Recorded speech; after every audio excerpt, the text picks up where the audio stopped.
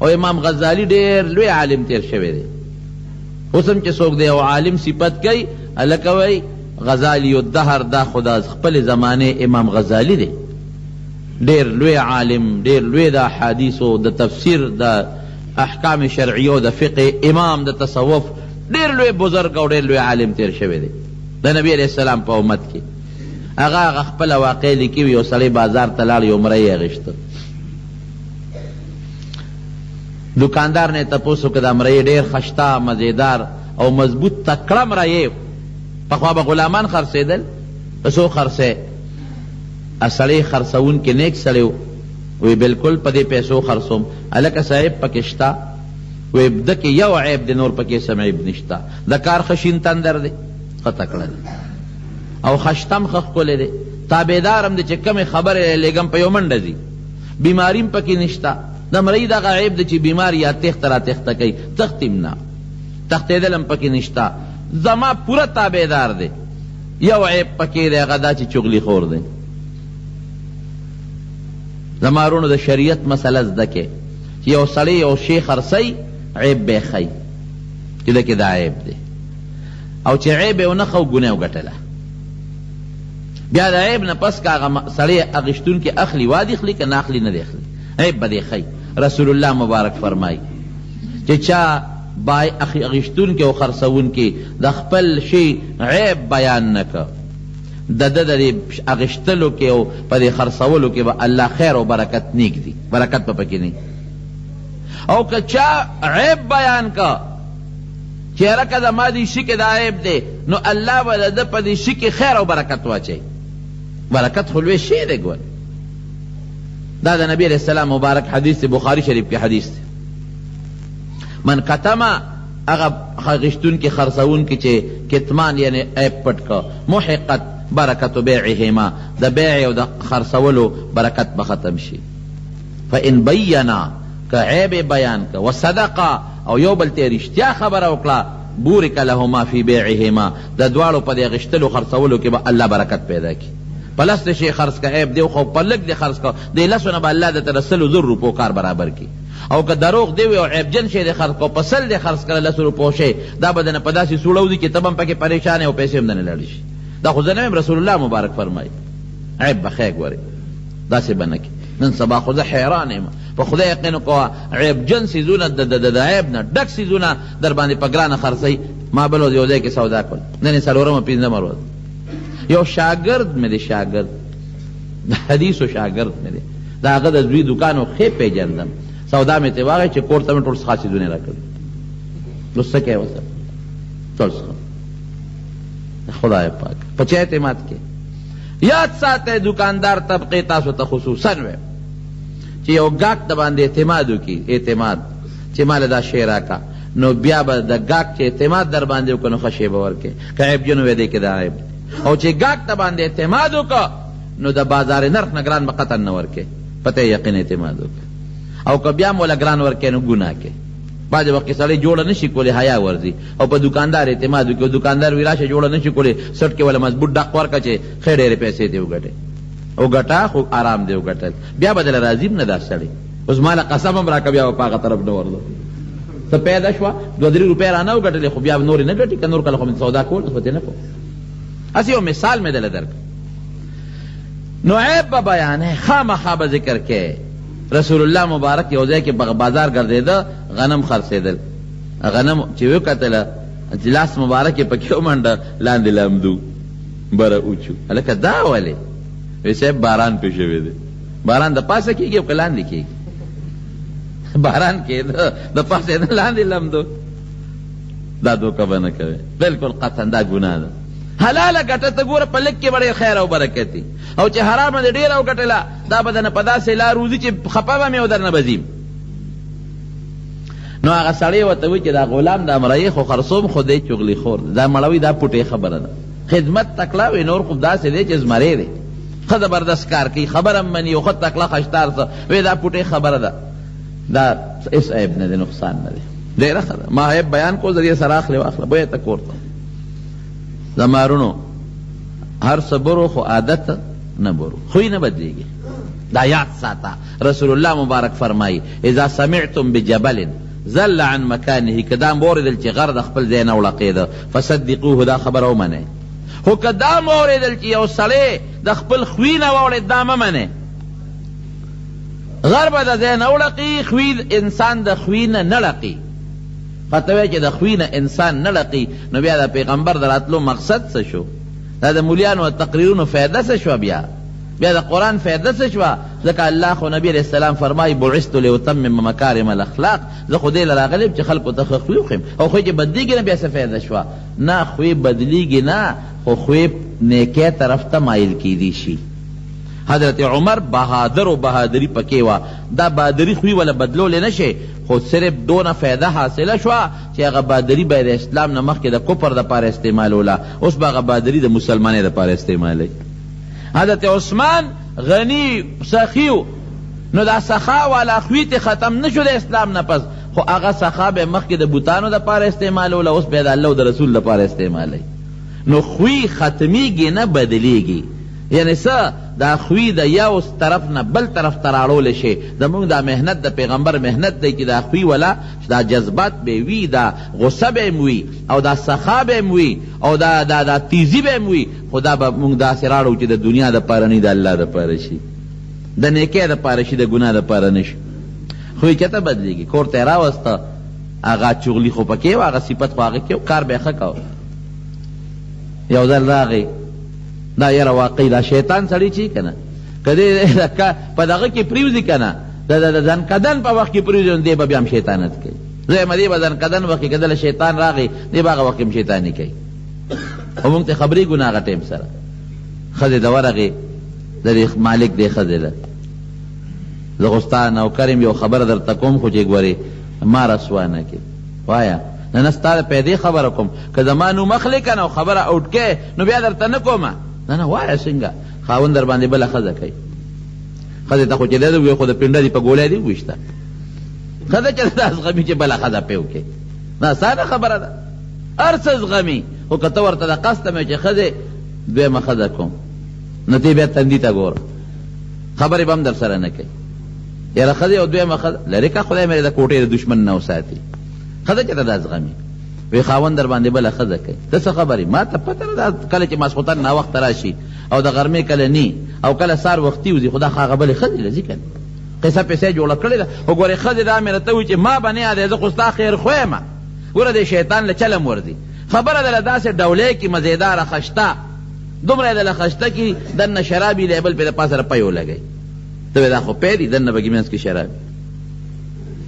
ښه دا ته رښتیا وایې، نو زه تا ته دروغ وایم چې ستا خدمت کوم، ستا غلام نوکر نه یم.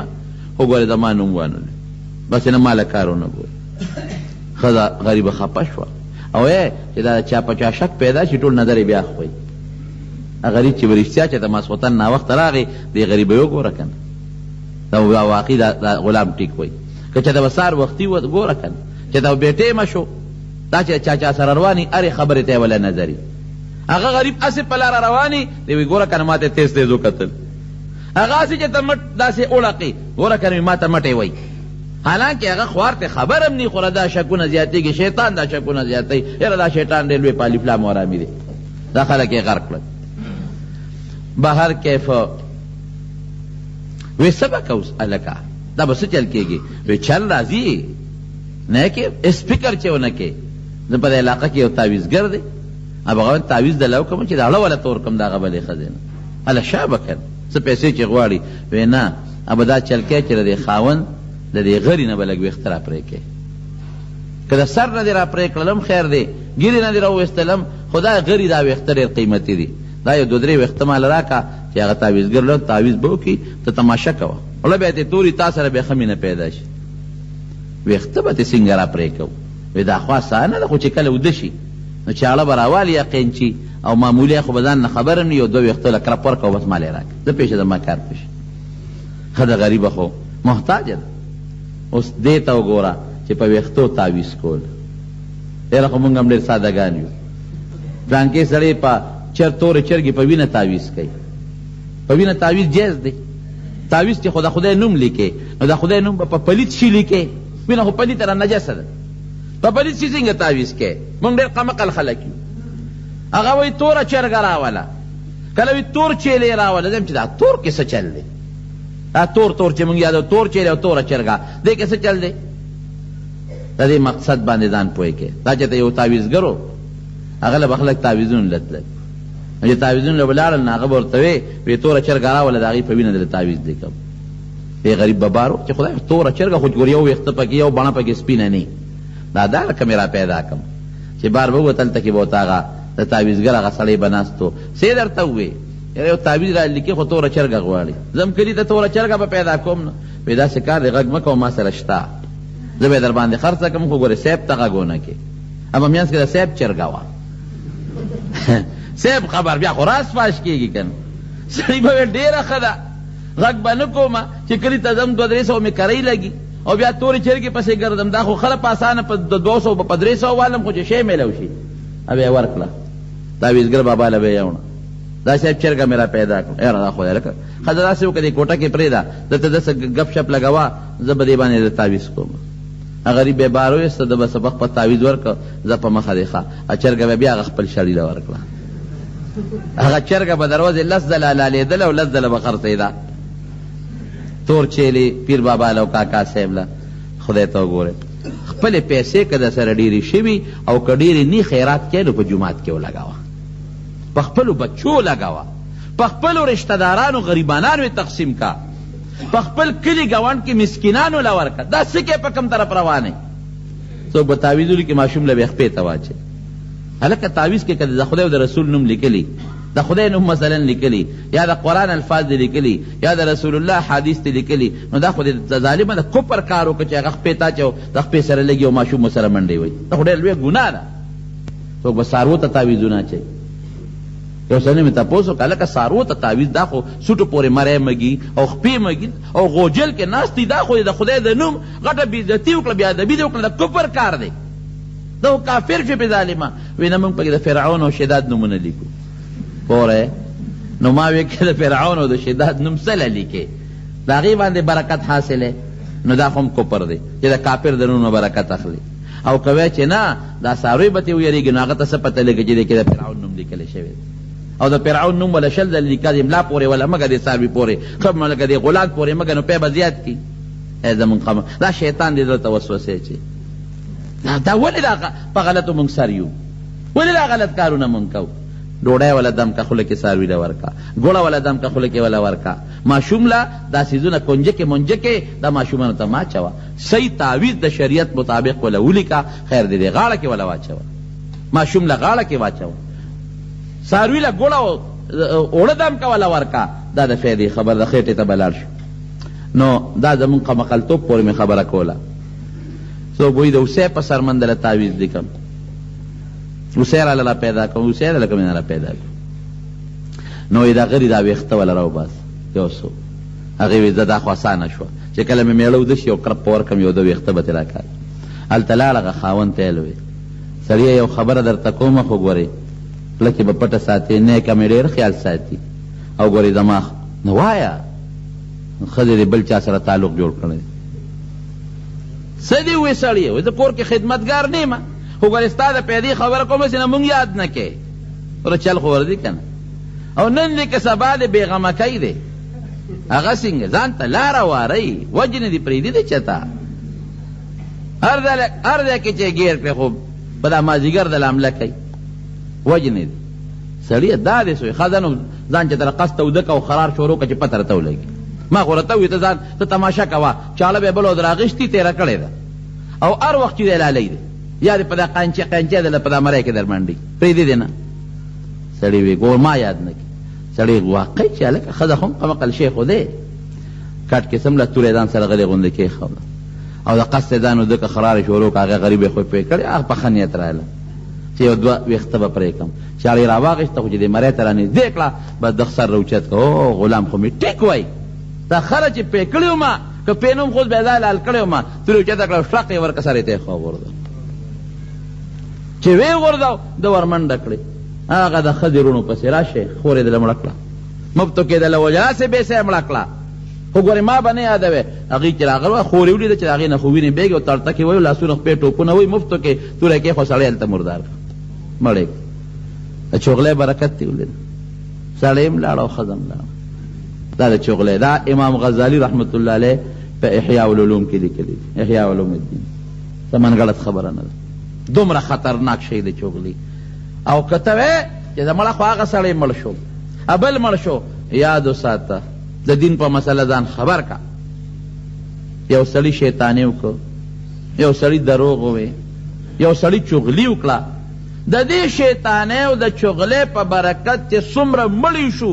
د دې چغلي خور او د شیطان په هغه مړو کې حصه ده دا دې نه وایي چې د قتل ګناه شو نه جناب تا شیطانۍ کړې تا چغلي کړې ده د هغه قاتل چې څومره ګناه شوی ده دومره بس تام کېږي د هغه به هم کېږي خو دومره سره تم شریکې موږ ډېر داسې کوو موږ وایي دا ما خو مړې نه دی کړی هغه کړی نه نه ستا په شیطانتو شو رسول الله صلی الله علیه وسلم فرمائی چا چې د بل په مرګ کې دوه ټکي استعمال کړل دوه ټکي لکه وي عربی کې وي اقتل پښتو کې وي مړ که دا پلان کې صرف اق لفظ وي یا وي مړ وي مړ نور ټکي ونه وي دوه ټکي استعمال کی د دغه دوه ټکو والا سړي په تندي به د قیامت پر ورځ لیکلي آیس من رحمت الله دا پلان کې سړی د الله د رحمت نه ناامید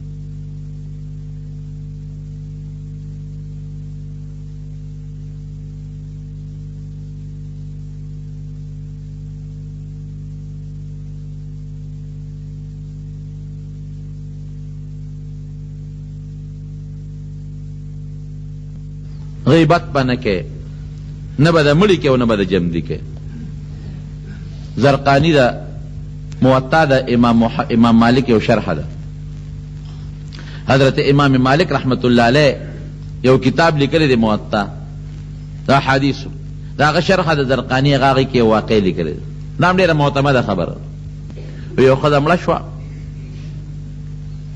او یو ښځې لمبولې یو غاسله ښځه وه بعضې خلک چې د دې مړو د دې غسل خدمت کوي یو غاسلې ښځې دا ښځه لمبوله چې کله یې لمبوله هغه صابون مابون یا لاس ماسې پرې راښکا هغه زمانه کې خیر صابون نو صابون په ځای به نور څیزونه استعمالېدل نو چې دې رون له کله د دې ښځې لاس ورسېده نو دا غاسله ښځه وایي دا لمبونکې یاره وایي دا مړې چې دی دا ښځه وایي دوا ورته وکړې خدای دې وبخښي وایي دا مې یو ځل په بدعملۍ لیدلې وه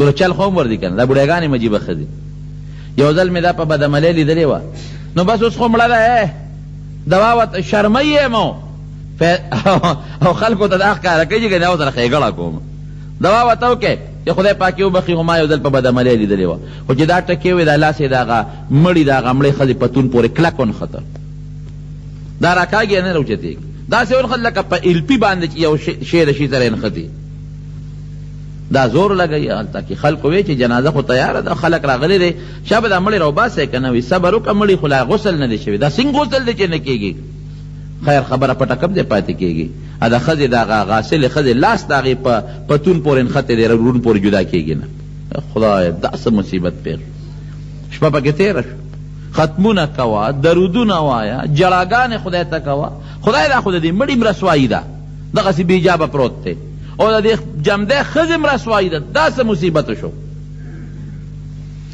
علما م راوله چې خدای څوک و حضرت امام مالک رحمت الله علیه دغه زمانه کې جمدی و هغه ډېر لوی بزرګ و هغه ته چې یو دی دغه وخت کې د مدینې شریفې قاضي م و داسې مسله پېښه غریب راغی نو د ښځې سره خبرې نه شم کولی او نه ورتلی شمه وی پرده به ولګو د پردې نه پورې غاړه صاحب څه چلو 3 ورځې مړی پروت دی خلکو وی د مړي وارثانو مړي څښا کېږي او ګوره یاد ساتی مړی چې وشي جنازه به درکې ایساری به نه په شریعت کې جنازه ایسارول ګناه ده ګناه په مړي هر قسمه حالت پېښېدی شي هغه جناب وی چې دا خو هغه مړي والا وی چې به داسې کار دی وکړي د ښځې را لاس پرې کړې دې مړوند کې چې موږ خپل مړی ښخ کړو موږ د مړي بېعزتي نه شو کولی او د ښځې وارثانو وی نه لاس څنګه پرې کړو د ښځې د خپې نه دا پتون را پرې کړی دا سرمن را پرې کړی ورسره موږ خپله ښځه خدمت ته تاسو له مړي را لېږلې ده لاس به اوس پرې کوې اوس مړي به بین شروع کړي دا به څه کېږي حضرت امام مالک رحمت الله علیه چې راغی پردی ورته ولګوله ویله دې غاسلې ښځې نه دی او تپوس کړو تاسو ګناه خو نه ده کړې؟ وی نه ما خو هېڅ هم نه دي کړی. وی نه چې دا ښځه لمبوله څه چل خو دې نه دی کړی؟ وی صاحب یو خټکې مې د خولې نه وتې دی. څه دې ویلي دي؟ وی ما دا وویل چې یاره دا ښځې ته دوا وکړې چې خدای یې وبخي او دا مې یو ځل په ګناه لیدې ده په بدعملۍ، او چې دغه ټکې مې وی لاس مې ونښته. امام مالک صاحب ورته وی ښه دا تا په بدعملۍ چې لیدې را ګوان در سره شته څلور؟ وی نه. دې ستا مخکې اقرار کړی چې ما دا بدعملي کړې ده؟ نه اقرار هم نه دی کړی. تا په دې عمل لیدې ده پخپله د چا مخکې؟ وی نه په دې عمل مې هم نه ده لیدې. نو تا دا خبره څنګه وکړه؟ یاره وی دا یو ځل په لاره روانه وه، منګی یې په سر و د اوبو، او د یو سړي د دروازې مخکې ودرېده. نو زما پې دا شک راغی چې ګینې دې سړي سره دروازې والا سره څه یارانه ده، د خدای نیک بخت دی. ودرېدل خو په دې هم کېږي چې بنده ستړي شي، ودرېدل خو په دې هم کېږي چې پکې چې ته څه ازغۍ مزغۍ مات شي، یا څه سره ډغره وخوري، یا چا ملګري ته ولاړئ. نو صرف په ودرېدو دې دونه تهمت په دا مړي ولګاو او شرموله دې رسوا کوله دې. تا ته دې اقرار نه دی کړی، په دې ګناه دې لیدلې نه ده، څلور ګواهان د سره نشته او تهمت دې په مړي ولګاو. وی به دقه ټکې مې وویو، دقسې په ګناه مې نه ده لیدلې، خو دغسې مې لیدې وه. وی داسې کار دی چې اوس به تا له 80 دورې درکوو، تا حد قذف در باندې جاری کوم. والذین یرمون المحسنات المؤمنات، څنګه دی ورپسې چې په پاکو ښځو باندې الزام ولګئ، او بیا ثم لم یأتوا بأربعة شهداء فاجلدوهم 80 جلدة، څلور ګواهان چې اوسنۍ 80 دورې وله ورکړې، 80 دورې درکوو، هله به کار ټیک کېږي. بس ښځې هغه لاس همغه مړي باندې پروت دی، په دورو شروع کړه، یو دوره ورکوي بله ورکوي، خو چې 80مه دوره ښځه وواله هغه غاسله لاس یې د مړي نه جدا شو. خو دا کارونه او کرتبونه دا قصې پسې دا هر وخت نه ښکاره کېږي. دا خدای کله کله دا خپل قدرت اظهار کوي، همیشه نه کېږي. دا سزاګانې به الله د قیامت پر ورځ ورکوي. د مړو بد به هم نه وایه، مړي چې وشي کفو عن مساوي اعمالهم. نبی علیہ السلام فرمایي د مړو د بدو اعمالو ذکر مه کوئ. اذکروا محاسن موتاکم، د خپلو مړو ښه بیان کې، بد یې مه وایې. نبی علیہ السلام وایي خو اسم که څه ګناه کړي نو هغې ته ور ورسېدل، دې سره پاړه بد وی. که یو مړی داسې وي چې هغه غلط عقیده لري او د هغه غلط عقیده او غلط عمل په خلکو کې خور شوي وي او خلک په هغې لګیا دی عمل کوي، نو ذکر یې وکړه چې خلک یې د هغه بد عملی نه ځان وساتي، یعنې د مړو به هم بد نه وی. غیبت په نه د جمدي کې او نه به د مړي کې، سخت وبال او سخت جرم دی. حضرت ماعز اسلمی رضی اللہ عنہ د حضور پاک صحابی دی او راغی نبی علیہ السلام ته ما گناہ کړی دی. حضور پاک مبارک ته مخ دی بل طرف ته واړه، دی بل طرف ته راغی، وی د الله رسوله ما گناہ کړی په ما حد جاری کا. څلور ځله ته حضور پاک مبارک مخ اړو، هغه بار بار وی. نبی علیہ السلام مبارک تی پورا تپوسونه وکړل، ا جرم یې کړی. صحابو ته وی زید یې بوځ او سنګسارې کې، چې کله یې بوت او صحابو سنګساره نو دا د مرګ دا دل ډېر خطرناک دی، د منډه کړی. حضرت عمر فاروق رضی الله عنه سره یو جامه د اوښ پرته وه، په هغې یې وویشته، دې غریب را پرېوت، ساتې ووت او رده نه وینو دارې والې د حضرت عمر په جامو پرېوتې. ده ورته خیرې وکړه حضرت عمر فاروق، اے معاذ خدای دې داسې داسې کا، که تا دا ګناه نه وې کړې نن به زمونږ جامې په وینو نه وې لیت شوې. چې راغی حضور پاک مبارک ته صحابه وي څه چلم ورسره وکړو؟ وی صاحب سړی مو سنګسار کړو. وی صاحب هغه درد لږ تنګ که نو منډه یې کړې. حضرت عمر فاروق رضی اللہ عنہ د اوښ په هغه جامه وویشته او خیره ورته وکړه. رسول الله مبارک فرمایي عمر بد دې وکړل، زما د قسمې د ماعز داسې توبه استه و داسې توبه کړه. دا توبه د ټولې مدینې په خلکو، یو روایت کې د ځمکې ذکر دی، د ټول ځمکې په ګناهګار طبقه تقسیم کې د ټولو توبه به الله قبوله کړي. هغه داسې توبه ویسته، ته بیا وایې چې دا ګناه وکړه. نو د مړو د بدو ذکر به نه کوي چې یو مړی بد وکړي، څه پته لګي د مرګ نه مخکې هغه توبه استي، او که نم د استې هغه ورغې که نه خدای الله پیشه وله د هغه بد عمل پیشه، زمې د هغه بد عمل د ذکر کولو څه ضرورت دی. د مړو ښه ذکر کې ښه ووایې چې دا ښه سړی و، دا نیک سړی و، بد به نه وایې، نه د جمدو نه د مړو. نبی کریم صلی الله علیه وسلم چې کله معراج ته تللی دی، صحابو ته بیان کوي، یو قوم مې ولید چې په دا شونډې ولا په قینچو پرې کولې، دا شونډې او چغې به یې والې. تپوس مې وکړه دا څوک دي؟ وی دا هغه خلک دي چې په دنیا کې به یې غیبتونه کول. یو بل قوم می ولید چې دې وختي کې به ولا سیخ ورکا او راخکه به د غوږه پورې به ولا شلو، بیا به دلته سیخ ورکه دا بل غوږه پورې به شلو، دا به جوړېده دا به ولا بیا شلو، دا به جوړېده به ولا بیا شلو، هغه به چغې والي وینې ته به دی مې دا څوک دی؟ وی دا هغه کس دی په دنیا کې چې دروغ وی دروغ، او دنیا ته به دروغ خورېدل.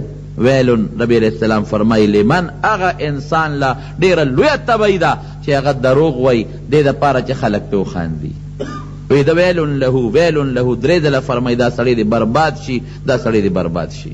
من کان ذا وجهین فی الدنیا کان له یوم القیامة لسان من نار، چې کم په دنیا کې دوه پړیقه دی، یو ته په یو مخ خبره کوي بل ته په بل مخ خبره کوي، شیطان دی. رسول الله صلی الله علیه وسلم فرمایي د قیامت پر ورځ په داخله کې د اور جبه پرته د اور جبه په کتابیږي راتاویږي. موږ پراپیګنډې څونه کوو؟ دروغ پراپیګنډ دا ډېر لوی جرم، خطرناکه ګناه، لوی ګناه کبیره ورته وایي. نو په دې جبه شیطانت هم کېږي، دروغ هم پې وایي، غیبت هم پې ویلې کېږي، شیطانت هم پې کېږي. دا ټول جرمونه د دې وړې جبې دي. ځکه رسول الله صلی الله علیه وسلم فرمائی که مالا چا ذمہ داری راکړه چې په دې ژبه به دروغ نه ویم، دې سړي له زه ذمہ داری ورکوم د جنت چې دی به جنت ته ځي. دروغ چې په دې ژبه نه وي.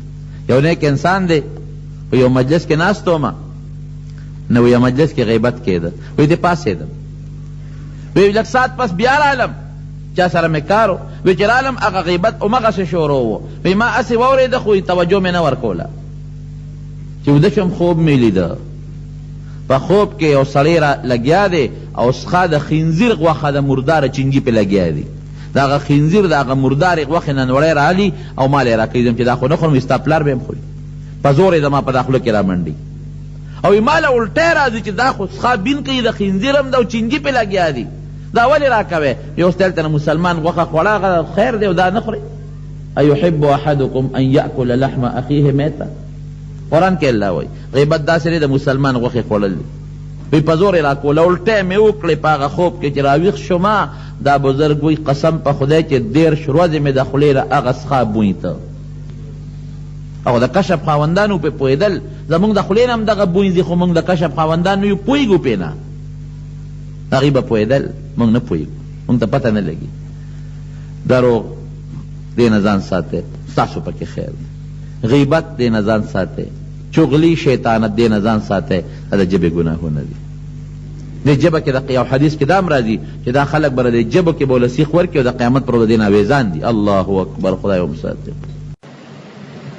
د حضرت موسی علیه السلام زمانه ده، فرعون خدای سره د مرګرو غرق کړ او حضرت موسی علیه السلام پورې ود د دریاب نه پوری وت یو لوی علاقه وه، بلقا د هغې علاقې نوم و، په هغې د حملې اراده وکړه. ملګري تیار کړل چې ورځو په دې ښار باندې حمله کو چې دا فتح کو. دغې بلقا کې یو نیک سړی و، بلعمي نوم و، بزرګ و، نیک سړی و، د الله عبادت به کو. او د هغې زمانې غټ عبادت بدو چې سړی به جونګړه کې دی رو یا په یو غار کې به دی رو، ځان له به ناستو، نه به یې ښځه وه نه به یې بچي و. اگه چا به ښځه بچي مو نو بیا به هم کوشش کو چې زیات وخت د په غار کې یا په سوړه کې او یا په جونګړه کې تېره کړي چې د الله عبادت وکړي.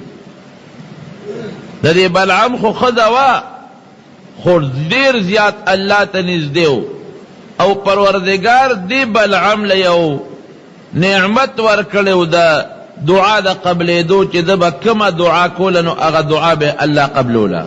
د دنیا د خلک راتلل او چا به ورته ښه دعا وي او چا به ورته خیره وي، او دی نیک سړی و، دعا به کوله الله به دعا قبلوله. کله چې حضرت موسی علیه السلام په دې ښار د حملې اراده وکړه، د ښار خلکو بادشاه ته شکایت وکوي د سره خو موږ مقابله نشو کولی. فرعون د سره مقابله ونه کړی شوه، د فرعون لوی لښکر د په مقابله کې په دریاب غرق شو. نو چې فرعون مقابله نشي کولی، د فرعون لښکر نشي کولی، موږ به ورسره څه مقابله وکړو؟ موږ مقابله نشو کولی. څه به کوو؟ وی داسې وکړه چې ستا په دې رعیت کې یو سړی دی بلعم، هغه ته ووایه چې د موسی علیه السلام ته د بني اسرائیلو ته خیره وکړي. ډېره ښه ده. بادشاه د بلعم ته راغی، ورته کېناسته، وی ګوره زمونږ په دې علاقه د حملې اعلان موسی علیه السلام کړی سره د ملګرو، او مونږ یې طاقت نشو لرلی، ته مهرباني وکړه د ته خیره وکړه چې دې تباه شي. بلعم ورته وی چې داسې خو نشي کېدی، زما او د هغه خو یو دین دی، زما او د هغه خو یو مذهب دی، د هغه مذهب ومنې، د هغه دین ومنې، زما او د هغه یو دین دی، جوړه به راشي، حمله در باندې نه کوي. بادشاہ درې کاره وکړل. ګوره بعضې بادشاه هوښیاري، د دنیا په لین دین هوښیاري. یو خدا دی چې د بلعم ته پولیس والا مقرر کړل چې دی درنه بارو نه تښتي، وی تا وجنو پرېږدو دی نه، چې ستا او د هغه یو مذهب دی او هغه په مونږ باندې حمله کوي، خو ته ملګری بیا تا بیا چاته پرېږدو، که هغه حمله وکړه نو مونږ به لاول تا وجنو، ستا ښځه به وجنو، ستا بچي به وجنو. تا په خپل اقرار وکړه چې زما او د هغه یو دین دی. معلومیږي دا چې ته خو د هغه په طریقې خوشحاله. نو که هغه حمله وکړه تا پرېږدو نه یمبرک. دویمې دا چل وکړه چې د ښځې ته واسطه جوړه کړه او هغې له پیسې ورکړې. بعض انسان د ښځې نه مجبوره شي. شیطان هم د بعض نیک انسان ښځه ولمسی او د ښځې په دام کې راولي، نو خرابي کې سړی د ښځې نه مجبوری. ښځې ورلو لمسول او ښځې له لالونه او جواهرات او کالي او سره او سپین پټ راولېږل چې دا خاوند دې مجبوره کا چې موسی علیه السلام ته او د هغه قوم ته خیره وکړي که نی، نو ګورې پرېږدوم هم نه، او که خیره وکړه ورته نو دا دومره دولت او مال هم دله درکوو. دریم کار یې دا وکړه چې د مشرانو جرګې دې بلعم له راولېږله چې تاسو لاړ شئ او دته نصیحت وکړئ، او که دې څومره مال غواړي، دولت غواړي، دا ټول وله ورکوم، خو چې دا موسی او د هغه قوم تباه شي دی ورته خیرې وکړي، د خیره الله قبلوي. بلعم په دې درېو وجو باندې را مجبور شو. هلته ورته ښځه لګیا ده چې سړیه که دا خیره نه کې نو موږ به څه کوو. موسی علیه السلام خو دیرا چولې د خیمې یې لګولې دي، لښکر یې تیار کړی دی او اراده لري د موږ په دې قوم حمله کوي، په دې ملک. نو هغه به یا حمله کوي یا به نه کوي. بادشاه موږ نه پرېږدي، ما م وجني، تا م وجني، بچي م راله وجني. یو خیره ورته وکړه. هغې خو پیسې اخېستې وې ښځې. هلته جرګه لاړه بلعم ته چې ته ګوره زمونږ وطن یې زمونږ کلي روانېږي، موسی علیه السلام زمونږ وطن روانوي، خیره به کې. بل خوا د بادشاه دبه و، پې پولیس پې مقرر دی چې که موسی علیه السلام حمله وکړه نو لومبې به دې وجنو. غریب یې مجبور کړ. دې یو خر و، په هغه خر باندې سور شو، او یو غر ته به ته په هغه غر کې به د الله عبادت کو. خر یې روان که چې هغه غر ته ځم او چې هلته اوس موسی علیه السلام ته خیره وکړم. خو بادشاه هوښیار و، هغه وی په دې چې الله نه ونه تښتي، کسان یې ورسره هغه جرګې والا او پولیس والا مقرر کړه چې تاسو د خیرو ته غوږ کېږدئ، دی به جدا کېږي ستاسو نه. چې په لاره ځي هغه ځای کې خر را پرېوت، خر نه ځي. دی را کوز شو، هغه خر له ذکې ورکوي چې دا خر پاسئ. وی خر ورسره خبرې شروع کړې، دا د بزرګانو کرامت دی چې ته ما ولې وې، زه تللی شم مخکې د فرشتو جال راته ولاړ دی، ما نه پرېږدي مخکې تلو ته، زه څه وکړم؟ دی په دې م پوه نه شو. پیسم ذهن ته راله، جرګم راله، د خپل ځان سوچ هم راغی. خر یې پاس او روان شو، هغه ځای ته ورسېده او د هغې زمانې چې کوم عبادت دی هغه خپل عبادت یې وکړه. ځکه د دعا د قبلېدو هم دغه طریقه ده. او زما وروڼو د دې نه مخکې استخاره کړې ده. ورګه استخاره کومه، استخاره چې کوله نو په هغې کې ورته دا د الله د طرف نه وویلي چې ګورې پام کوه غر کېږي که موسی علیه السلام ته دې خیره وکړه. که ته ډېر هم لوی سړی یې او ډېر هم عبادت ګزار یې، خو د پیغمبر د خپې خاورې ته هم نه رسېږي. دا قاعده ده زما وروڼو. دا ټول مخلوق را یو ځای که، دا ټول مخلوق. حضرت عبدالله ابن مبارک نه چا تپوس وکړه، وی حضرت معاویه رضی الله عنه غوره دی او که عمر ابن عبدالعزیز غوره دی؟ حضرت معاویه صحابی دی او عمر ابن عبدالعزیز تابعی دی، لاندې درسته دی. سره دی نه چې عمر ابن عبدالعزیز رحمه الله ډېر انصافدارو، په دنیا کې ډېر انصاف قائم کړو. وی عمر ابن عبدالعزیز غوره دی که معاویه رضی الله عنه. عبدالله ابن مبارک ورته وی وجود دی راله غونی غونی که، په وجود مې ویښتو درېدل. وی که دا ټوله دنیا د عمر ابن عبدالعزیز غوندې سړو نه ډکه شي، دا ټوله دنیا، نو د معاویه رضی الله عنه د هغې اس چې د پیغمبر علیه السلام په ملګرتیا کې په جهاد کړی دی، دا هغه اس د خپو خاورې ته هم نه رسېږي. چېته حضور پاک او چېته صحابه او چېته رستو خلک. نو که ټول امت را یو ځای شي او نیکان او صالحان او علما او هر څنګه خلک، زمارونو پیغمبر ته په مرتبه کې نه رسېږي. پیغمبر له الله لوی مرتبه ورکړې ده. نو درې ځله د استخاره وکړو، درې ځله ورته په خوب کې دا الهامن او په خوب کې ښودلی کېږي چې بلعمه بېشک عبادت ته ډېر دی، ستا د خیره مونږ قبلو، ته مونږ مستجاب الدعوات ګرځولې، خو ګورې که تا سره دا ټوله دنیا هم ډکه شي ستا غوندې د نیکانو، د موسی علیه السلام د خپې خاورې ته نه رسېږي. پام کوه هغه سره نیغ په نیغه نشي غر کېږي. ګورې خوند یې ونه که لاړ یرم ده او لالچ هم دی، دا دوه څیزونه ډېر خطرناک دي. چې لالچ او یره راشي که نه، د سړي نه به ایمان وځي، باید سړی ویریږي. ځکه نبی علیہ السلام مبارک چې دعا کوي نو هغه فرمایي اللهم انی اعوذ بک من الجبن، خدای ما د بزدلۍ نه وساتي. بزدلي او یره دا د انسان دپاره خطره ده، او لالچ او طمع دا د انسان دپاره ډېر خطرناک دي. چې په چا یره راشي دې حق خبره نشي کولی، حق نشي بیانولی، او که چاته طمع او لالچ راغی ته طمع او د لالچ توجم دي، رښتیا خبرې نشي کولی. او دې خوار ته دواړه پیښ دي، یرم پې د بادشاه ده او طمع او خزم ورته لګیا ده. خیر هغه ځان یې هغه غار ته ورسو.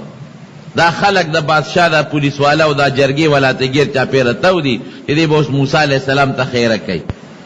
اتفاق ته ګوره مفسرینو لیکلی دي د قرآن شریف د یو آیت په تفسیر کې چې کله د خیره شروع کړه بني اسرائیلو ته، نو د خولې نه د قوم طرف ته خیره وځي. بني اسرائیل نه یادوي، وی خدایا زمونږ د کلي دا قوم دا تباه کې. هغې ورته لیونې که روغې مونږ راوستې چې ته به د موسی علیه السلام قوم ته خیره وکړې، نو خپل قوم ته د خیرې شروع کړې. او چې د موسی علیه السلام نوم اخلي نو خپل نوم یې د خولې نه وخي چې بلعم دې غرق شي. ته خدای ظالمه، مونږ غواړو چې موسی علیه السلام ته خیر وکړو، ځان ته کې مونږ غواړو د هغه قوم ته خیرې وکړه، نو تا خپل قوم ته خیرې شروع کړې. وی قسم دې جبه اخواړو مو دا تاویږي دی بل طرف ته، غرقم کړم تبام کړم ظالمانو. موسی علیہ السلام نوم علم هغه نه راځي، په جبه خپل نوم راځي. خیر هغه ته کوم خپل تان ته راجع کېږي. او بني اسرائیل په خوله علم د هغې په ځای ستاسو نومونه په خولې راځي، هغه نه راځي. جبه اخوا تاوم ادې خوا راګرځي، غرقم کړم. رب العالمین داسې آفت باندې مبتلا که چې لکه د سپي جبه بار راوته او دې نوم ته راورسېده، جبه ته یې ویزانده شو. دا د خدای فضل دی. د سپیم جبه ده او زمونږ هم جبې دي. د سپي جمه کم ځای پرتی لاندې ویزان دی، لاړې ته بیږي. او د انسان جبه پروردګار په شونډو او په غاښونو کې دننه محفوظ ساتلې ده. دا د خدای څونه لوی فضل او څونه کرم درته الله خولی شي چې انسانه ګورې زه دا هم کولی شم چې جبه در ناویزان ده که مو ځوړندي او لاړې ته بیږي. در سره مې څونه احسان کړی دی، غاښونه دي، جبه ده، دې له مې درله غلاف جوړ کړی دی، شونډې مې جوړې کړې دي، او د دشمن میانځ کې مې بنده کړې ده. غاښونه خو د جبې دشمنان دي، که معمولي غوندې لږ غوندې غاښونه خطا شي او جبې په دا منځ کې ګیره شي، وینې ته وبهیي او څونه انسان په تکلیف کې شي. دغه جبه د دې خپل دشمن په قلا کې تاویږي را تاویږي، حفاظت یې څوک کوي؟ الله کوي. او د شونډه غوندې لویه قلعه ته تو کړې ده، د انسان دننه لاړې او هغه چې سب قیسې پیسې دي هغه محفوظ دي، پټې دي. د بلعام جبه ویزانده شوه، خلکو ته وی غرقم کړم تبام کړم، غرق شم. بس پوه شو چې دا خو زه غرق شم، د پیغمبر ته خیرې زه کوم، غرق شم. وی راشئ بس زه خواستم غرق یم، اوس ته یو چل ښیم. هغه چلو کې نو د موسی علیه السلام قوم به رستو شي، نور خو څه جوړ نه شو. پیسو کو وی جنکۍ راولئ، جامې ورته خشته واچوي، سرونه ورته سرتور کې، او بني اسرائیلو د موسی علیه السلام په لښکر کې وردننه کې سامان ورکړي چې په هغوی سامان خرڅول شروع کړي. چاله چاکوان ورکړي هلته به خرڅوي، چاله بل شی ورکړي د خوراک سامان، چاله جامې ورکې او خشته کې ښکلې کې چې د موسی علیه السلام په لښکر کې وردن نشي، او سامان ورکې په ارزان قیمت ته خرڅوي، او که د موسی علیه السلام چې فوج او خلق ورته کتل نو دوی دې ورته مسکا کوي چې هغوی ورته رامایل شي، او که چا ورته لاس اچو نو انکار دې ورته نه کوي. بس په دې به د موسی علیه السلام قوم شکست مونی، په بل یې نشی والی. اقا چلی وکړو. بادشاہ وی بس داسې جنکې خشته خوبصورته تیارې کړې او د خرید و فروغ سامان یې وله ورکړه، وی ورچې بني اسرائیلو کې دا خرڅوی او هغوی سره ګډ ګرځئ، که څوک لاس هم درته چې انکار به نه کوی. ډېره ښه ده. جنکې تیار شوې، سامان وله بادشاه ورکړه او ورځی وی، او که پیسې درکوي سامان د بادشاه دی، خو پیسې درکوي پیسې ستاسو دي، ارزانه باندې خرڅوی. پیغلی جنکې تیار کړې خشته خوبصورته، خشته جامې ورته واچولې، ویښته میخته سټایل وغیرہ وله برابر کړل او په بني اسرائیلو کې وردن نشوې.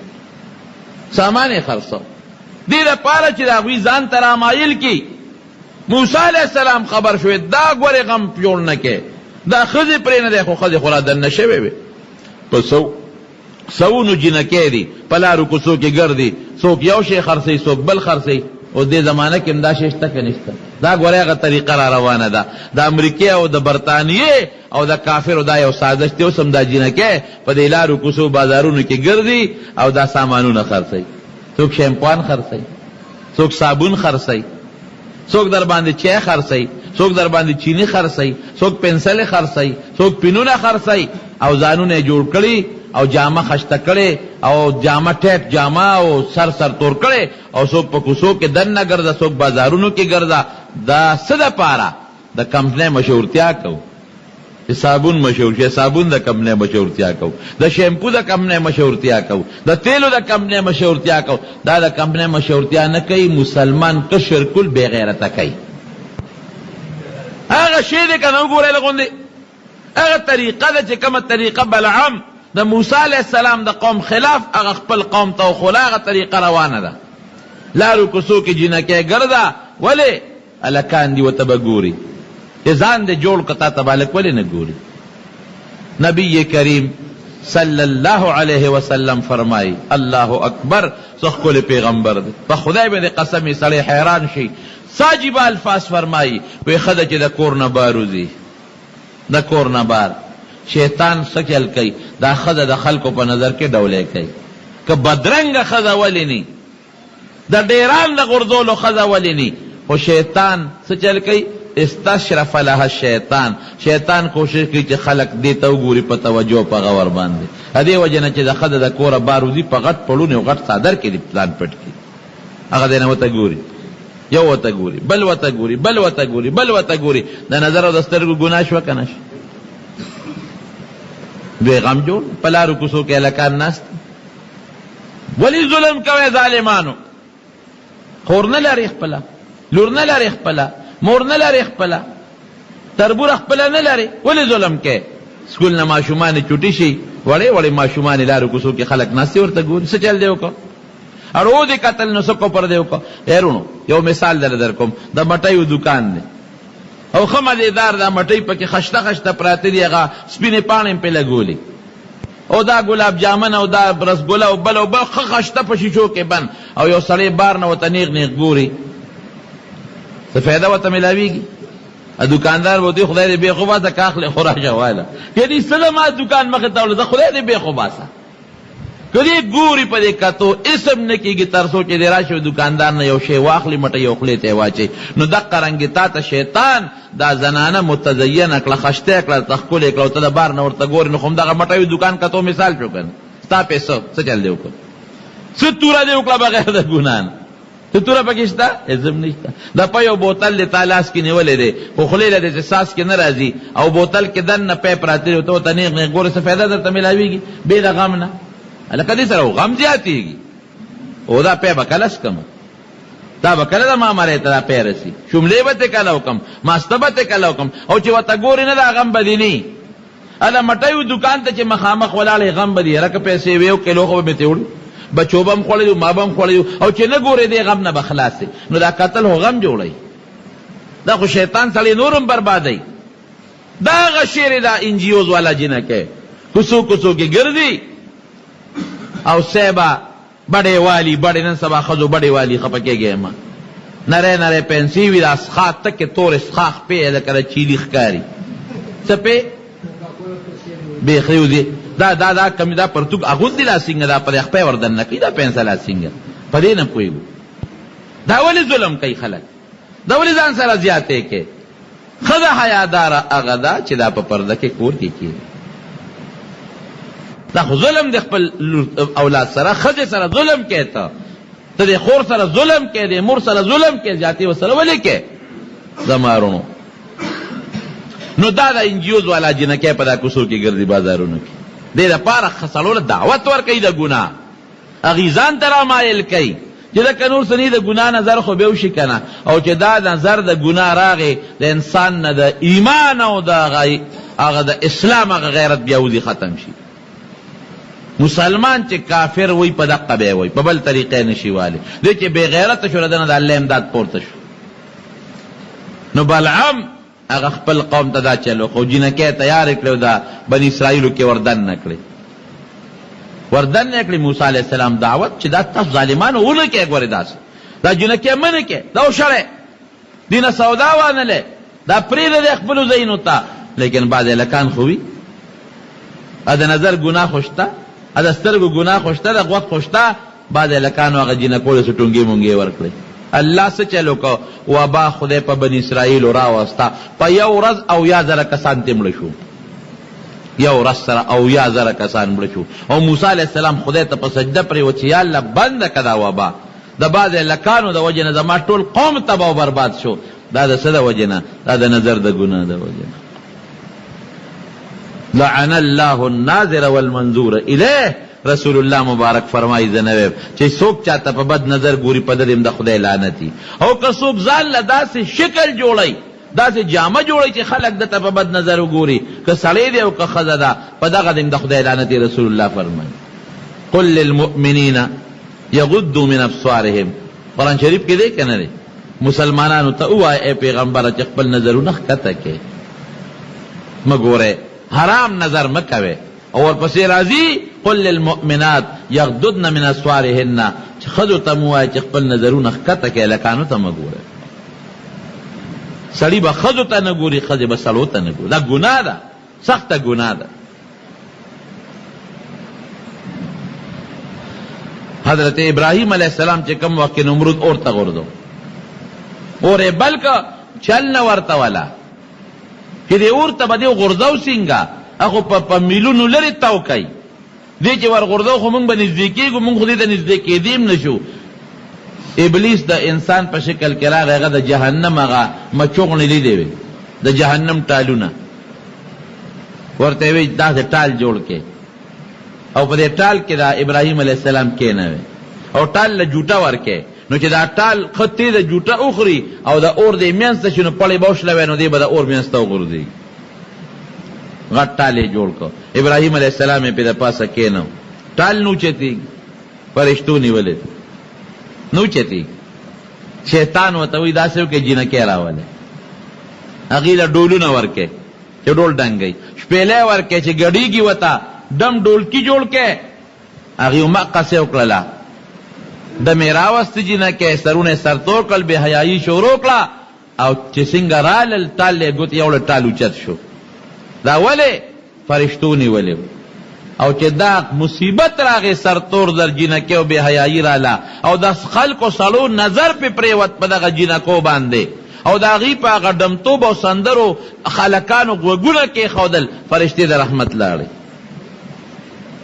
د ګناه نظر چې د شروع کو د ګناه اورېدل د شروع کل د رحمت فرشتې لاړې ختم شو د هغې په ځای د قهر او د غضب فرشتې بیا راځي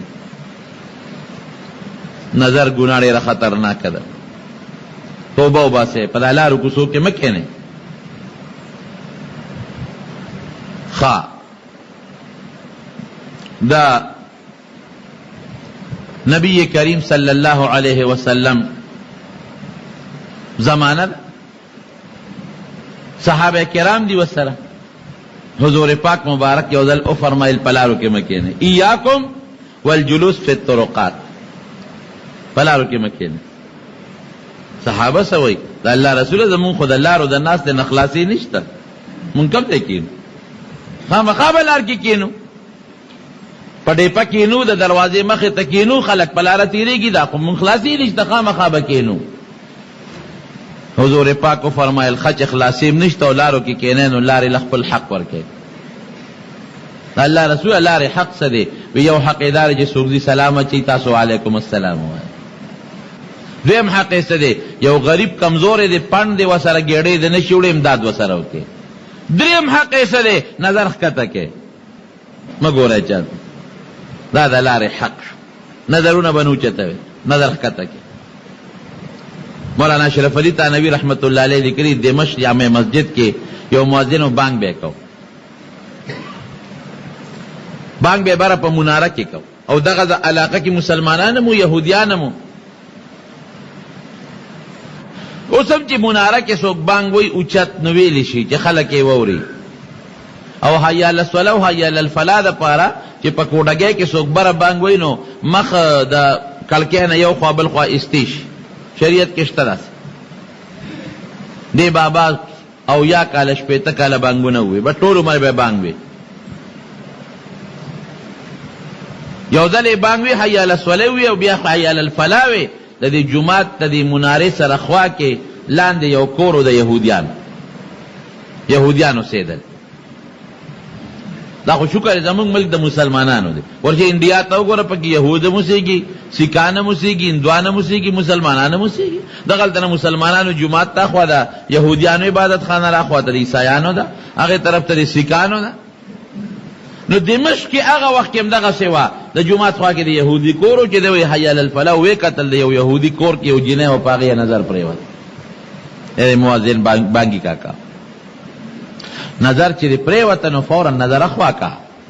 حدیث پاک کې راځي رسول الله مبارک فرمایي وی دا لومبې نظر چې د اختیار نه کم بار جارته معاف دی. لا تتبع النظرة النظر، یو نظر پسې بل نظر مه تابع کوه. فإن لك الأولى دا لومبې نظر د تماف دی، ګورې دویم د تماف نه دی. خدا هم ګورې قصدن لومبې نه، زمونږ دا خلک خطی په قصد لومبې نظر ګوري داسې نیغ نه وی لومبې نظر خو معاف دی. لومبې چې کم ناف دی هغه چې د اختیار نه بار خیال دی نه په چا ور پرېوته، او نظر پسې نظر بیا مه لګوه، فورا مخبل طرف ته وه، مخبل طرف ته وې اړولې وې او اعوذ بالله ویلې وې. نو هغه نظر پسې بل نظر کا لاندې ګوري جینۍ ته وکتل او ګوري ور بانګ نه خلاص کو په هغه روشندانې سره ویزان کا نیغ نیغ هغه جینۍ ته ګوري. جینۍ پس خیال شو چې وی کتل بابا دا پردو کورونو ته ولې ګوري، دا نیک بخت خوا. بانګي کاکا ورته وایي چې یاره جینۍ ډېره مې خوښه شوه مې لیدلې. ګوره که نه سترګو پسې د خولې ګناه شروع شوه که نه شوه، او د غوږ ګناه شروع شوه که نه شوه. د نظر پسې د غوږ ګناه د هغې خبرې اوري، او بیا د خولې ګناه هم شروع شوه.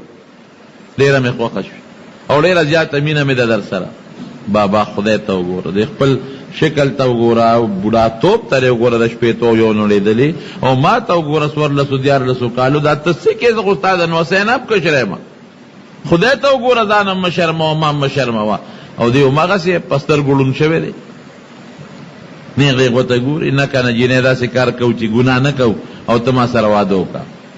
هغه ځای نه کنیکشن لګولی چغې وایي. دا سوچ نه کوي چې ما د اواز خو شلم کندي کې اورېدلی کېږي. بوډ بابا ته ته څه کې، ته روغې که لیونې نه، بس نکاح وکړه، نکاح خو جایزه سمنه خو نه ده، ته خو مسلمان یې او زه خو یهودڼه یم. نو وایي څه بده خو نه ده، د مسلمان نکاح خو د یهودڼې سره کېږي. جینۍ ورته څه وایي؟ وایي ټیک ده ستا په مذهب کې خو د مسلمان نکاح د یهودڼې سره کېږي، خو ما له زما ضمیر د اجازت نه راکوي چې د یهودي نه ما سوا بل چا ته به نکاح شي.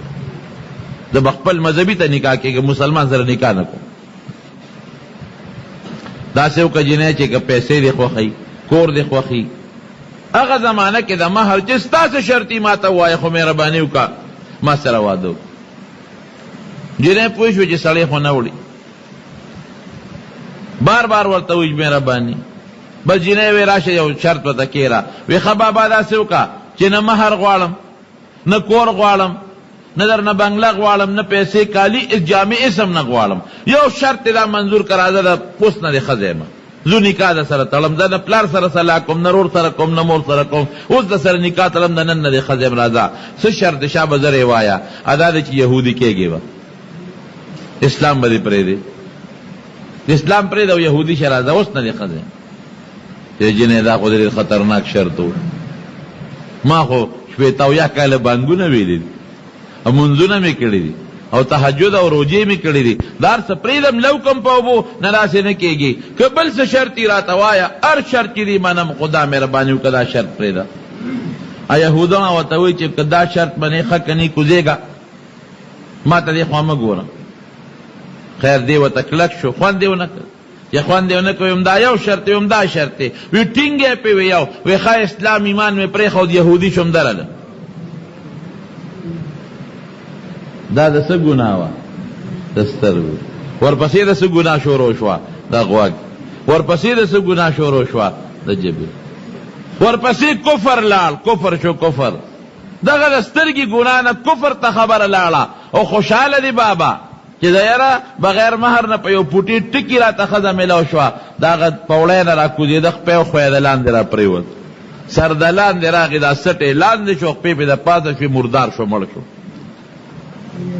جنې پاتې شي نبی علیہ السلام فرمایي ډېر کرتا د یو انسان او د جنت په منځ کې یو لش مزلي د جنت په ځای دوزخ ته وغورځېږي دا سړی شو حضور پاک مبارک رښتیا وایي ګنې دغه مرګ مقدر و لازمن یې خپه خویده او بانګ یې ویلو که دا ګناه د سترګو یې نه وی کړی او دې ښځې ته یې نو کتلې او توبه ایستې وې او ایمان یې نه وی پرېښود دقه مرګ یې مقرر و دې نه نه نورېدله نو کوم خواته جنت ته ځکه چې بانګ یو سړی وی او خلق منزله راوبلي د دې نه بهترین عمل بل نشته خلق منزله رابلي او بانګ یې وی او د هغې نه پس مړ کېده شهید به او جنت ته به ته لیکن د سترګو نظر یې پرلپسې که د غوږ نظر شو د ژبې نظر شو بیا ورپسې لاړ کفر شو دومره خطرناک شی دی نظر خدای دې د سترګو او د غوږ د نظر نه وساتي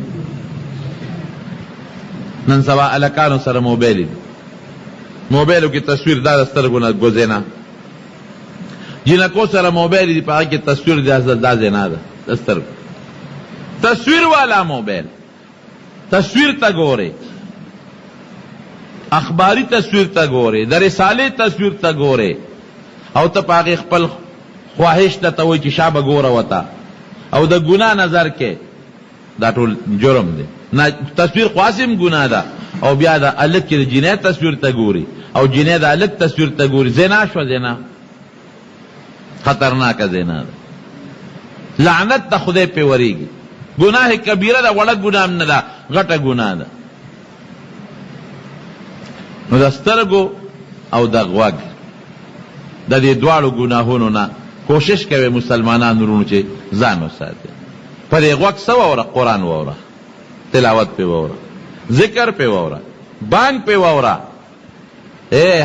چې کم انسان لیونی وي لیونی وی په دې غوږ کې ولا بانګ ووایه که کم انسان داسې دی چې هغه نیم پاگل دی وی په دې غوږ کې ولا بانګ ووایه که کم انسان ناپویه دی سبق مې نه یادېږي دماغ مې کمزور دی په دې غوږ کې ولا بانګ ووایه ور په غوږ څونه فایده حاصلېږي او چې کوم ماشوم راکوټې پیدا شي څه چل ورسره خلک کوي په دا اخیر وخت کې ولا بام وي په دا غوږ کې ورته اقامت کوي دا ماشوم خو دغه وخت کې پوهېږي نه لیکن په دا غوږ ولا د الله دا نوم وردن نه کوي دا د غوږ فایده شوه قرآن واوره تاله نه درځي قرآن یو حافظ یو قاري صاحب ته واجي د قرآن شریف لږ تلاوت وکړه چې زه واورم هلته بانګ ویلې کېږي فوراً ورته متوجه شه چې بانګ وایي راډو دې بند کا خبره دې بند کا یو ناشنا واقع دې پور را یاده شو د رمضان میاشت یو جنۍ ټي وي ته ناسته ده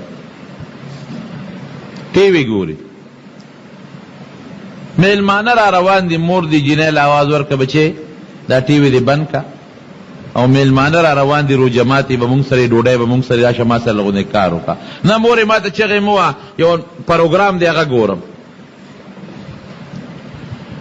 بچې پروګرامونه دې پرېږده میلمانه راځي کټوی پخول غواړي مور دې مار آواز ورکوي لور ورته وایي چې نه ما مه تنګوه زما یو پروګرام دی هغه ګورم چې مور کله تنګ کړه ټي وي اوچت کړه او بره کوټې ته لاړه، هلته یې ځان ته ټي وي ولګو.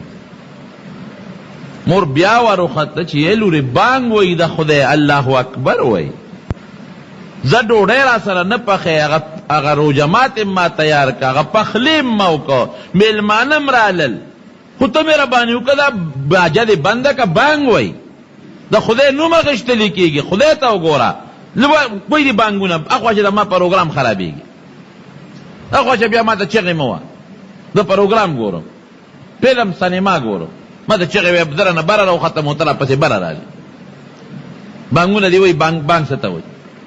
خدای پاکه راکوز شو، بیا واپسې وخته چې بچې هغه روژه خو دې ماته که راشه که نه، میلمنو سره کېله نوړی ډوډۍ خو روژه خو دې ماته که، اواز نه ورکوي ورته، ور ډبولې شروع کړل، ور ورته ډبوي چې ور لرې که نیکبخت دلته مې دله ډوډۍ راوړه، یو نوړی وخوره یو کجوره پې کړه، روژه خو ماته که په شړق دې ولګي ستا هغه دور اواز نه ورکوي. روژه ماته کو پسې راغله چې جینۍ خو دننه ده، اوس چغې او توام چغه هم نه راکوي، اواز هم نه راکوي، دا څنګه ټي وي دي او ټي وي لګیا دی غږېږي، د کوټې نه ټي وي اواز راځي نه دی اواز نه راځي. روڼه ورپسې راوختل، پلار راوخت اواز نه ورکوي، شک یې پیدا شو چې دروازې ورپسې ماته کړه، ویې کتل جینۍ په فرش لاندې مړه پرته ده، ټي وي غږېږي لګیا دی، سندره فلم شروع دی، جینۍ په فرش مړه پرته ده. ګوره ژوند ته ګوره، که دا ټي وي وختي بند کړی وي او دا راغلی و د بانګ احترام یې کړو چې ښه مورې او توبه زه ګناه خو کومه، خو دا بانګ یې ووی نو دې لپاره ټي وي بندوم، او دې بانګ سره یې دغسې ویلې وی الله اکبر الله اکبر، بانګ چې وایي نو بانګ سره به هغه الفاظ وی او روژه یې ماته کړې په محبت او په مینه، نو ممکن ده چې د خدای د نوم په اخیستو کې دې سوتی وي، ځکه دغه ټیم د هغې مقرر و، هغه سې ونه کړله، سات یې ووته، چې سې ووته هغې راځي راوچته یې راوچتېږي نه، وجود نه اوچتېږي، خلک جمع دي زور ورکوي ځمکې نه، وجود نه اوچتېږي. خدایه داسې چلو شو، دا خدا سره لکه ټینک چې اوچته، دا خو نه اوچتېږي. یو انسان و هغه ټي وي لاسې ګوتې یوړی وګه، ټي وي مردار خو دې دی نه خوښ، ته د ټي وي د لاسه دا نقصان دی، خو چې هغه یو کس ټي وي اوچت که دې خوا دې وجود اوچت شو، وایي دا خو چې ټي وي اوچته وجود یې اوچتېږي، ټي وي چې ښکته پروت وي وجود یې نه اوچتېږي، دی راکوزول او ټي وي مو سره راوچت راکوز، ټي وي چې به یې کېښود وجود به یې دروند شو، چا اوچتولی نه شوه، او چې ټي وي به یو کس اوچت که نو دا به راکوز یې کړه، راکوز یې کړه، ټي وي مو سر راکوز که، اوس یې غسل راوړي بیا نه وجود نه اوچتېږي، په زور یې اوچته نه اوچتېږي، هلکه وایي داسې چل دی دا ټي وي ورسره اوچته وی، ټي وي ورسره اوچت که نو دې وجود اوچت شو، غسل یې ورکړ، بیا جنازه وله اوچتوي، جنازه نه اوچتېږي، وی چل هم په دا ټي وي کې دی، په دې سره یې مینه وه، ټي وي وله جنازه کې دا سر ته کېښود او جنازه یې اوچته کړه، مقبرې ته یې روانه کړه، ټي وي سره مقبرې ته لاړه، هلته یې ټي وي لرې که بیا کټ نه اوچتېږي چې قبر ته دفن شي، زور لګی سړی کټ نه اوچتېږي، وی به داسې وکړې ټي وي سره مینه محبت دا ورسره په دا لحد کې ښخ کې، دې د دنیا سزا شوه، خدای خبر چې د آخر به څه سزا وي. زما رونو دا د نظر ګناه ده، هلکان او جینکې ګډوډ سینما ته ناستي، ټي وي ته ناستي، فلم ته ناستي، هلکان پردو جینکو ته ګورو، جینکې پردو هلکانو ته ګوري، حیا بالکل ختمه شوه، خدای دې مونږ کې حیا پیدا کړي. نور کله به ځه چا به ګناه کوله هلک د پلار نه او د مور نه پټه به یې کوله، یا لور یا زوی به کوله پټه به یې کوله، اوس یو ځای ناستي. یو سوداګر چرته په سفر ته د عبرت خبره ده، هغه سره وینځه وه، هغه وینځه خشته وه، خوبصورته وه، خرڅوله خو یې نه چې دا خو زما وینځه ده، ځان سره یې بوتلیم نه شو پیارېده چې په سفر کې څه فتنه جوړه نه شي. په دې کلي کې یو نیک انسان ویده، دا نیک انسان دی هغه سره به امانت کېده، او وینځه یې بوتله، هغه نیک انسان ته وایي دا مې تاسو کره امانت راوسته او زه تجارت په سفر ځم چې راشم بیا به یې راکړي، هلکه مونږ سره دا وینځه مه پرېږده، مونږ په فتنه کې مه مبتلا کوه، زما زامن دي او بچي مې دي. وی چې نه بس زه کوم خوا بوځم، خرڅو مې نه لکېږي مې نه، او په سفر یې بوتلې نه شم پیارېږم، او ستا راته نیک سړی ښکاره شوې، بس تا کره به خدمت کوي تر څو چې زه نه یم راغلی. دا نیک سړی چې ته یو ځل کور ته راننوت، په دې وینځې نظر ولګېد، ګناه نظر یې پرې ولګېد، دا خو نیکان نیکو فوراً یې توبه ویسته الله ته چې خدایه ما نه خو غلطي وشو، نور مې نه لاس وروړی دی، نه مې څه بل څه ګناه وکړه، خو خدای دا مې غټ جرم وکړو چې دې پردی وینځې ته مې په بد نظر وکتل.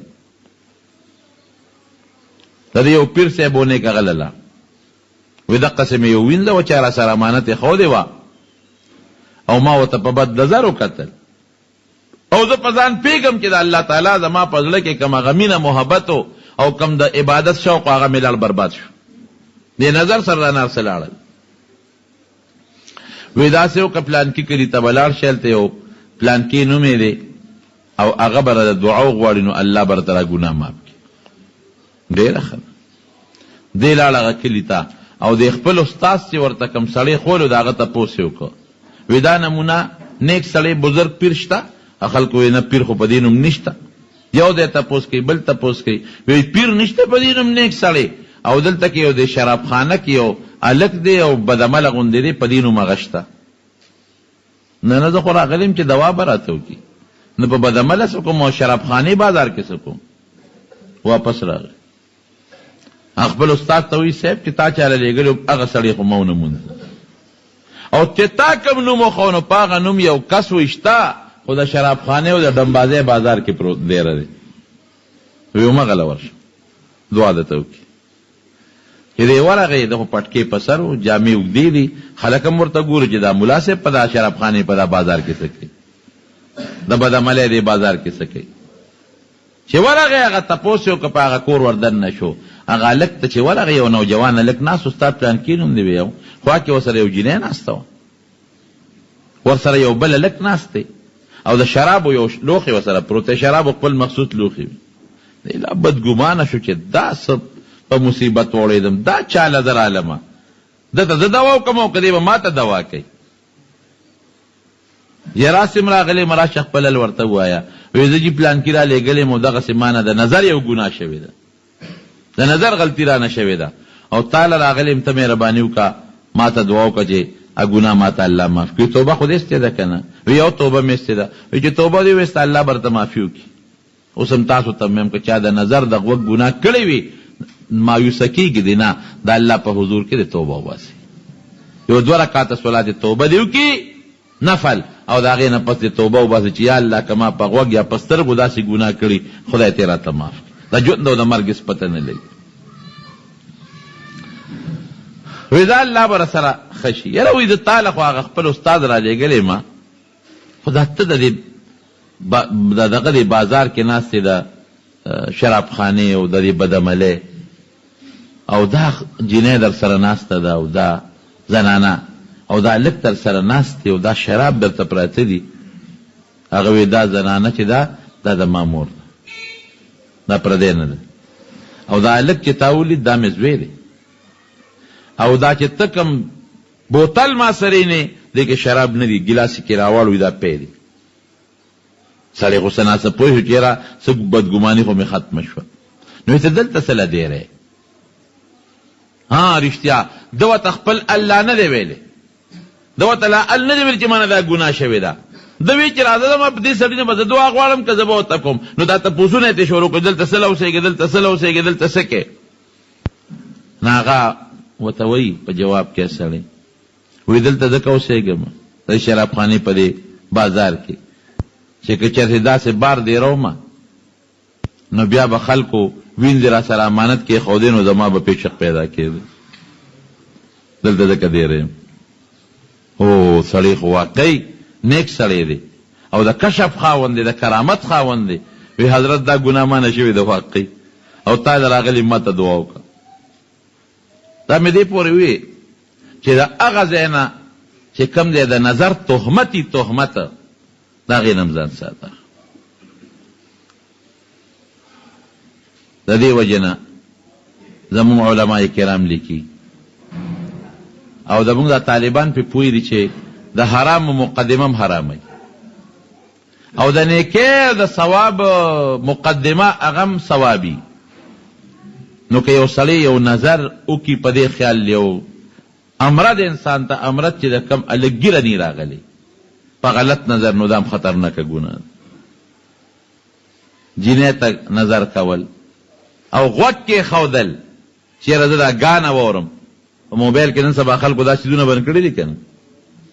مخکې ورځو کې یو ځای کې لمونځ کو زه مخکې ولاړم په مازه کې دننه صاحبه داسې ټنګار شروع شو که نه اوهو خدای پاکه او بیا بندېدم نه ټوله توجه زمونږ د هغه خلکو هم ګډه وډه شوه زمونږ هم ګډه وډه شوه اوس ناشنا لوبه وه سندره وه خدای دا چا دا دومره ظالم څوک دی هلکه دا ولې دا د رنګ ټون چې لګی نو د هغې په ځای باندې چې تا بل څه ټکې ولګوه ته ګانه ولې لګې ډېر خلک په دې موبایلو کې سندرو آواز کېږي داسې ده که نه ده چې سلام مو وګرځو ما دعا کوله د بدقسمتۍ نه د هغه سړي هغه موبایل بیا ټنګار شروع کړه هغه ګانه بیا شروع شوه چې شروع شوه چې ما ورته وکړه یو بوډا سپین ګیری و بوډا سپین ګیری و ته یقین کوه لاسونه یې رپېدل هغه جیب نه هغه دغه راوویسته و هغه دغه یم هغه موبایل یم لکه د مړس په پنجره کې بند کړی و خلطه کې بند کړی و کله به تار یو خوا راښ کو کله بل خوا هیبت هم په غریب راغی کله به بل خوا راښ کله بل خوا